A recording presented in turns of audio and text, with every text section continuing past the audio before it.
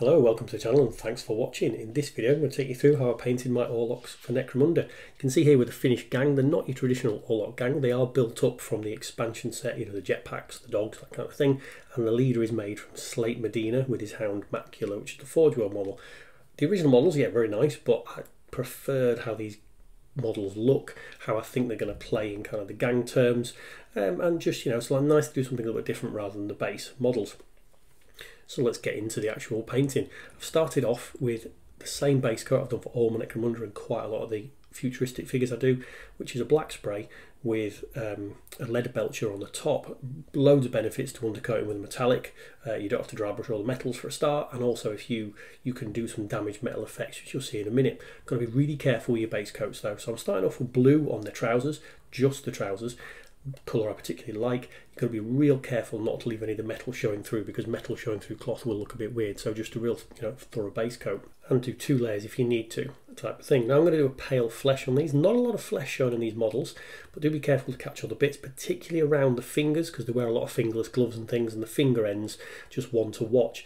Now, in terms of the fingerless gloves, they are clearly the biker gang of the 41st millennium, so I've gone for a colour scheme a bit like that. Now they don't ride bikes, they've got jetpacks and things, but there's definitely a vibe of that kind of biker aesthetic. So I've gone for the white kind of t-shirts, or slightly off-white, because that's typical biker gang colours, and then moving on to the leather. So I've done the boots and stuff into a black leather, trying to enhance that kind of biker gang chic. These are the ones who ride out into the ash wastes and that kind of thing, and then when they come into the hive, obviously use jetpacks and stuff. So a lot of black onto the leather, so they've got a lot of what you would call gang cuts, I suppose, if you've ever watched Sons of Anarchy. Black gloves, black boots, it kind of ties together for me the aesthetic that I want to go for with what I want this gang to represent. So you can see here it looks very much like, you know, that kind of gang enforcer. If you ever watch Sons of Anarchy, have a watch of it, great show. Obviously not for the under 18s, if any of those are listening. Moving on to the packs and pouches and things, so I'm using a green grey, which is a very military inspired colour, again because I feel like the gang will be using the offcuts of, you know, military stuff. So onto all the pouches, the straps around the legs, those kind of things. And in all these initial stages, just be as careful as humanly possible. You don't want to make too many mistakes and drift off onto patches of the model that aren't those colours. Now this is the one metallic you're going to see me using, which is a nice brass colour. Onto the skulls, the end of the guns, some fancy detailing. I always use a little bit more brass on the leader model than I would do on the normal gangers, because it sort of enhances that status. Now all the colours I use will be down below in the description, so check that out. Also I'll put some links to my favourite hobby products down there, so, you know, again, check that out. Now one place to really look at is actually the jetpacks. These are quite sort of arcane bits of equipment, quite a lot of brass areas on there that you want to highlight. Now what I did is I just picked the areas I fancied and make sure that you match those areas in brass on all of the jetpacks, because they are sort of similar, and it gives that kind of, you know, arcane technology, slightly fancier look onto actually who are the junior members of the gang. Now normally when I paint, I'll use a colour, move on to another colour and do the batch like that, but I hadn't decided at the time what colour to do the metals on the model. I was going to do something different, but actually I've gone back to the blue to do the metal parts on the sort of powered armour kind of style stuff that some of the characters have, and some of their armour panels. And when you're doing it, you'll see here I am not covering all the panels. I'm leaving quite a lot of gaps on those panels, and that will show the battered metal through later. Now hair, I've only gone for 2 colours. Again, I want to keep the gang fairly simple, so I've picked 2 different brown colours to paint the hair with. And again, this is another section you need to be quite careful that you're covering all the areas, because you don't want the metal showing through. Using a metal base coat is massively time saving, but you do have to remember to fully base coat all those areas where you don't want metal showing through.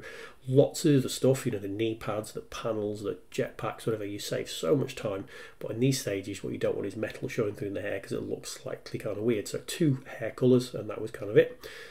Now here we're working on the dogs. A lot of dogs in this gang, so I'm going to focus specifically how I did these flesh. You'll see I've done some of the metal on them already in those stages, but I didn't do any of the flesh colour. And on the palette there, I'm showing the palette because I've taken a black, a light brown, and then mixed the two 50-50 in the middle. I've done the mix right across all of their skin. Now I'm going to the original brown that I've used, the kind of lighter brown, and just using that on the raised areas of the dog's musculature to give some kind of detail, and it looks like a highlight layer here. Now generally I don't put highlight layers on before I do a wash stage, you're going to see, but for the dogs and things it's quite necessary, and it starts to give a nice bit of skin tone. The pure black I don't actually use apart from blending. Now when we've done that, I've put an even lighter brown, the same brown I've used for one of the hair colours, and mixing that with the initial light brown. So if it's kind of makes sense, you're using a black, you're using a mid brown, you're using a light brown, and doing a mix. So we've done one layer of highlight with the original pure brown. Now we're taking that mix of brown and again going on the very raised areas of the dog's musculature. So on that area there'll be the mixed brown we've used, the original mid-tone brown, then the light brown and mid-tone brown mixed to give some tone and definition to the skin. So we're doing just a series of edge highlights, getting thinner and thinner each time we touch the musculature. Okay, so there should be a graded kind of tones running through. Now what I'm painting with here, as you can see, is, well, you can see it blends in with the brown quite a lot, but it is a very dark purple, and I painted that around all the cuts and nicks in all the dog's skin to make them look a little bit otherworldly.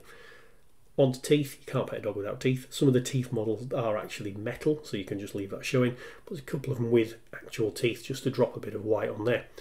And now we're using the very palest brown that we've used and just going that around the mouth area and drop it onto the dog's nose. So there's lots and lots of brown tones on these models, not too stark. You can see some of it looks like it might be a bit stark. We're going to do a wash layer and bring that back down. A couple of little bit of final detail on the dogs. Red into the eyeballs, you know, angry dogs, we always use angry red, and onto the sort of vision ports, or whatever you want to call them, the eyeball lenses that they've built into the mechanical parts of the dogs. So very nice models to paint these, and I hope that kind of technique of painting the flesh has made sense there, but it's about layering on those sort of thin highlights.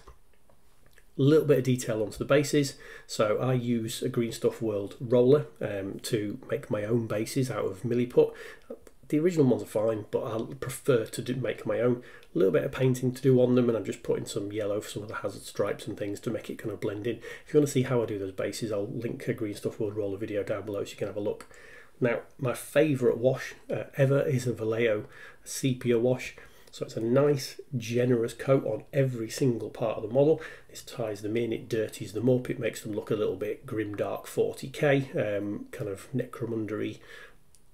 People aren't supposed to be perfectly clean, in my opinion, and this is a great way of just getting that kind of grimdark, dirty look without going too overboard. So you can see the effect after the wash has dried. It would be perfectly usable at this point to actually just, this is the gang done. But now it's kind of that highlight stage. I'm not going to show every colour being highlighted, but it's the same techniques. Take the original colours you've used and drop it onto, you can see here the raised edges, so you're doing a bit of edge highlighting, so not a lot of paint on the brush, just dropping it onto the areas where the light is going to hit, and it'll give a multi-tone effect on that cloth without you having to use too many colours. The only areas I've done multiple colours on, you'll see, was of the dogs earlier on, so you just repeat that kind of process.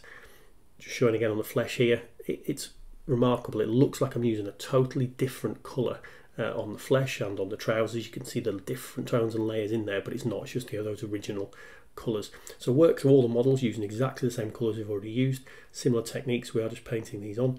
The one thing I did differently to the original layers is just on some of the faces, a lot of them are wearing cloth, but I just want to take a little bit of red. This brush has got very, very little paint on. I'm using a much thinner brush here and just dropping a little bit of red on the bottom lip of the female character just to give a bit of definition to the face, because I found that quite prominent lips and things here and it wasn't looking quite nice. I don't do tons and tons of detail on flesh on most gaming models, but this extra little bit of detail just really works.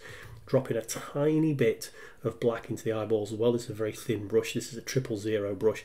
I paint the rest of the model with a number 2 size brush for your information. So, you know, you don't need to bounce between too many brushes. You can see here as well, just going back over those base colours, there's lots of tones and details and bits of interest in this model. And I made a little bit of mess putting a dot of black on there and just covering that over, but you can barely see that, to be perfectly honest. And that's the paint scheme. So fairly simple, fairly effective. Let's have a look at the gang here, just in some of my other scenery bit. This is something I popped onto Instagram, so you might want to check that. So here's the gang just knocking around on one of my necromunda scenery boards. I think it ties in really well with the scenery. Really happy with how the gang turned out. So if you liked that, like, comment, subscribe, all that kind of YouTube jazz. Check me out on Instagram or Facebook. And remember, check the links down below for all the hobby stuff I use and the paints. Cheers, guys.